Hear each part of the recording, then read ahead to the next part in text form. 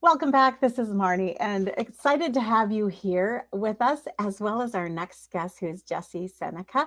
She is the author of several books. She's a Bible Study Expo alumni. She's been here before, and she's here this year with her new book, Abound, which is for leaders, a call to purposeful servant leadership. This is, again, one of the niche books that's available.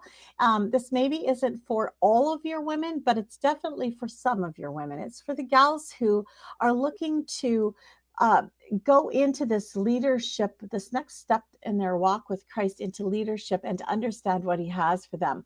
It's a great book. It's all included in one book. The study guide is right inside the book. We've got about 165 pages going on here. It's a 4-week study, although you could definitely make it longer. It's 4 weeks a study with 5 lessons per week.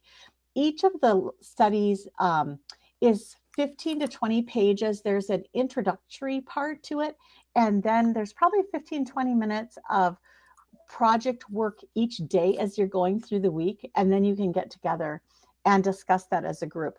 The way that it's laid out is there's one large section at the beginning where just explains the process or explains the week's focus, which there's 4 weeks. The first week is the call, the second is the walk, the third is the leap, and the fourth is the team.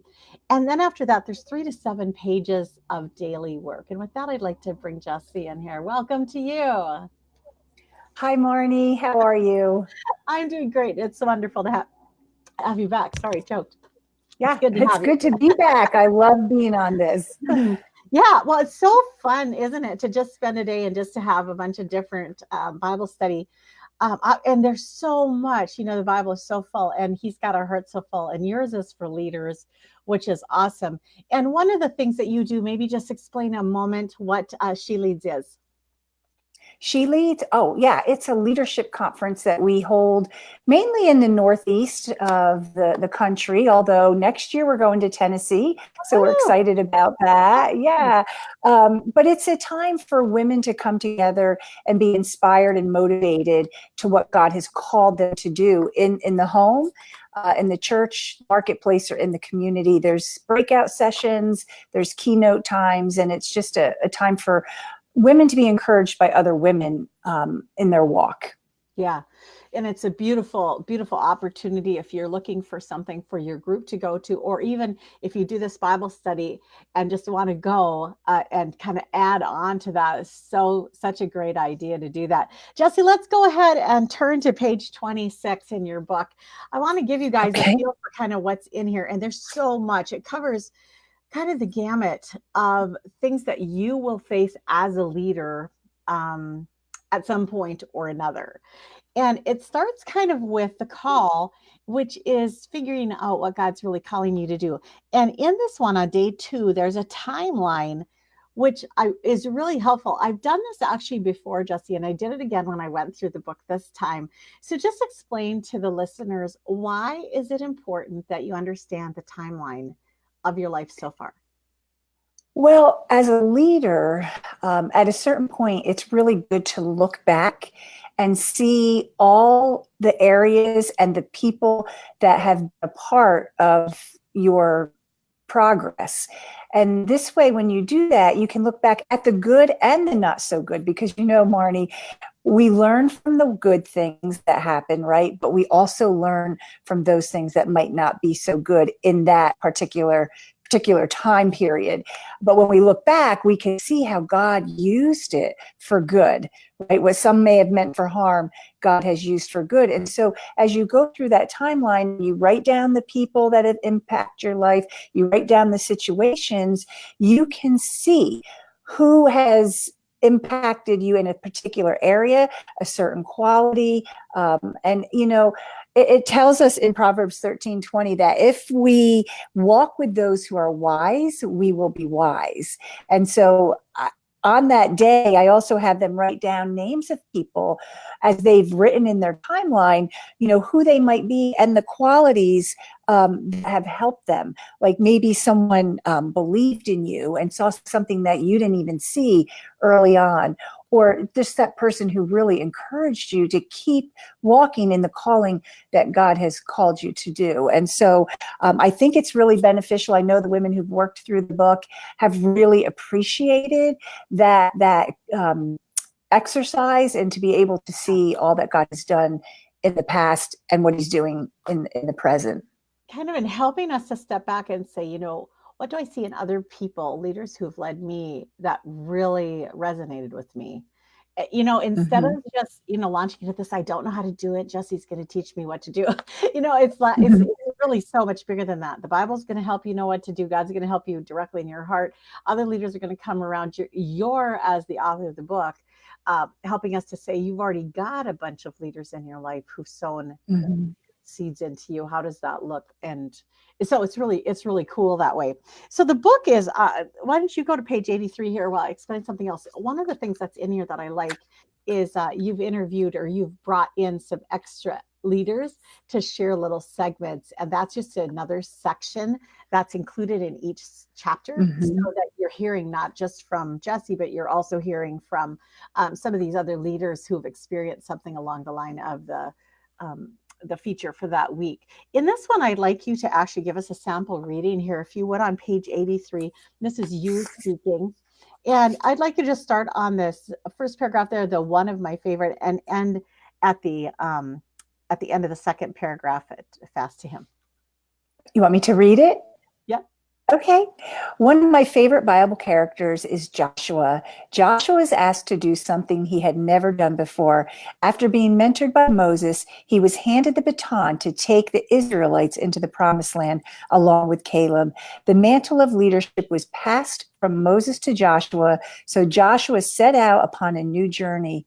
Today, we may find ourselves in that very situation of new beginnings. I love the book of Deuteronomy and how Moses passed this on to Joshua, some great instruction. One, power comes from the Lord. In verse 37 of chapter 4.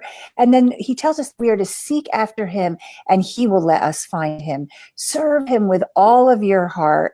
The Lord your God goes before you to fight for you against the enemies. And then love the Lord your God, obey his voice, and hold fast to him. And so Joshua had a plan. It was something that he had never done before. And so many times God calls us to do things that we have never done before. And we say, God, I don't know what to do. I don't know how to do this. And so Joshua executed a plan. He said he was going to make himself ready. He told the Israelites in Joshua chapter 3 to make yourself ready. Know whose you are and who goes before you, and then take the step needed. And so it's just about taking that risk, because Marnie, you and I both know without risk, there's no reward. Right. And so sometimes we just have to take that step. And later on in Deuteronomy 3 there, Joshua tells the priest to just put their foot into the water. And once their foot goes into the water, he will separate the Jordan. And so a lot of times that's what God's telling us to do. Just take that first step. Be obedient with the step that's right in front of you. And then after you go on and explain that a little bit more in the section here, the next page has these questions which you guys can think about right now. Are you ready to take a risk? Do you see the value of today versus the mentality of an eventual one day? Does change energize or paralyze you?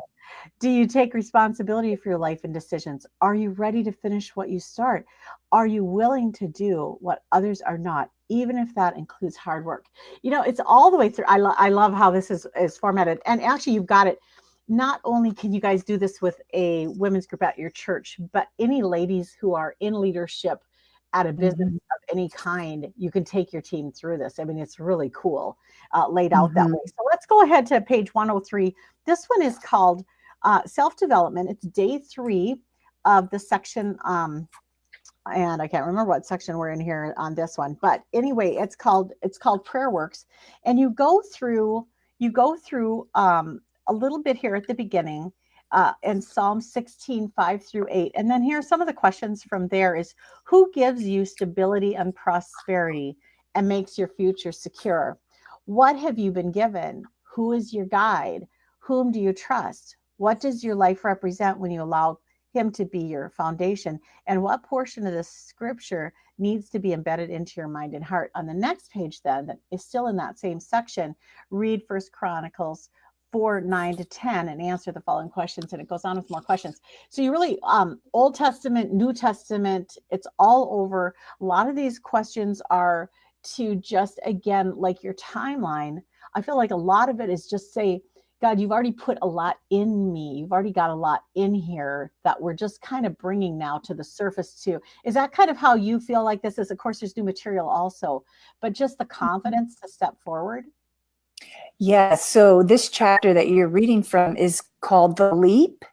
And, you know, when God finally says, okay, this is the time, move forward, go forward, you know, you move in his strength. And I think that that's what I want to portray through this chapter, is that our confidence comes from God. It doesn't come from us. I mean, we can pull up our bootstraps and we can get strength, you know, from within, and that's great. But when that strength is not enough, then what? And so just allowing God to be the strength, to be the stability, because your team will notice a difference in you when you stand firm on the rock, right? And that stability comes from him and not from ourselves. And so, you know, that's what I really wanted to portray, you know, in that chapter, and then to trust God with the outcome, because he calls us to be obedient, right? And he will take care of the outcome. And so that's really what I want women to see as they work through this book is, he's just calling you to be obedient with what's in front of you. And sometimes it might seem like small steps, but when you're obedient in those small steps, then God opens doors for greater things to come. And throughout the book, I ask, you know, will you have the mentality of an I will finish this task mentality? Because sometimes we just keep pushing it off, pushing it off, pushing it off. And God's asking you to fulfill it in this time. And so what does that look like for you as you're walking through what God's calling you to do? I love how you did that, because it really, I was bringing up the other side of that, and it's both, and it's so true that we have got to be totally dependent on Christ. And I'm so glad that you brought that side out. And the other side that I felt like as I was reading through this book was that for a person who's being called into leadership, or who currently is in leadership, but God's calling you to the next level of trust, there's so much in here that you're going to sit and you're going to say, wow, you already prepared me for this. That's how I felt going through it, was that you were like the courage giver, like saying, yeah, God's going to, I mean, it's the total dependence on God. And that's part of the preparation he's had us in, is this learning this more dependence all the time. But then like Joshua and like so many others, you know, Joseph, God used all of their history to prepare them for the position of leadership he was taking them into. And even though, yes, they'd never done it before, they were prepared for it because of what God had already done in their lives. And I love that just kind of, for me, that really carried through the whole book. That's that underlying sense of he's safe, he's got you, you can do this, step out. Yeah, it is definitely the thread, you know, throughout the book. And the other thing too, in this book, and as you mentioned Joshua and you mentioned Joseph, I think one of the most important parts of leadership is to be a good follower. So to be an effective leader, you have to be a good follower. So who you follow matters, and who follows you counts, you know. And I know that might seem like an oxymoron, you know, to be a good follower, to be a good leader, you have to be a good follower, but you have to be a follower of Jesus Christ first. And what I don't want women to forget, because so many times, Marnie, we get so busy doing what God's called us to do, we miss the being, where our quiet time with God should be the main bullet point on our agenda. Yeah. And, you know, and I know you bring this up in the book too, and I don't know which page it was on that you covered it, but, you know, John 5:30 is Jesus saying, I can do nothing of my own self, of my own accord. I only act as I see the Father acting, and as He Mhm. tells me what to do. This whole steady full dependence on Jesus, and then yes, whatever it is that He calls you to. One of my favorite sections, because I love charts and things like that. One of my Mhm. favorite sections was on page 139, the spiritual gifts survey, and yours is a little different than I've ever done before, but for me, my 25 was exhortation. That was always top for me, the encouragement one, where I'm just Mhm. taking somebody to the next level. That's kind of just what God has gifted me to do. But it was really fun to go through, and I wrote down the ones that I had the highest on, and I'm not so surprised the ones I have the lowest. Yeah, well, I love that, I love that spiritual gift survey. I work with Lifeway some, and they were such, encouragement for me to be able to use this survey, because it's one of the better ones for me that I have found, and kind of an easy way to look through it, because it's really important for your team to go through the spiritual gift test. So you as a leader know who the women are you're working with, who the men you're working with, and what their giftedness is, because you're going to get the most out of your team members if they're working in their giftedness. And so if they're not, they're just going to become exhausted and frustrated. Now, don't get me wrong. We become exhausted and frustrated even when we are walking and what God's called us to do, but we also get energized in that. And so by doing this survey, it really helps you as a leader to know your team members and know how to work with them, how to handle them, and how to deal with them. And so I hope it's been a benefit to those that work through it together, because this book, I mean, you can absolutely get a lot out of it doing it by yourself. Oh, sure. But it was meant for teams to do it, so each other's goals, dreams, desires, giftedness, and be able to work together as a unit of a team. Awesome. Well, it's a great book, you guys. If you want to check out the book, go ahead and click on the book cover, the photo of the book cover. That will take you to the Amazon link where you can just put it in your cart. If you want to learn more about Jessie, about She Leads, or anything else, you can click on her photo. That will take you over to her website. And Jessie, thank you so much for being here. Thanks for this book. Oh, you're welcome. Have a good day, Marnie. Okay, and we will be back shortly.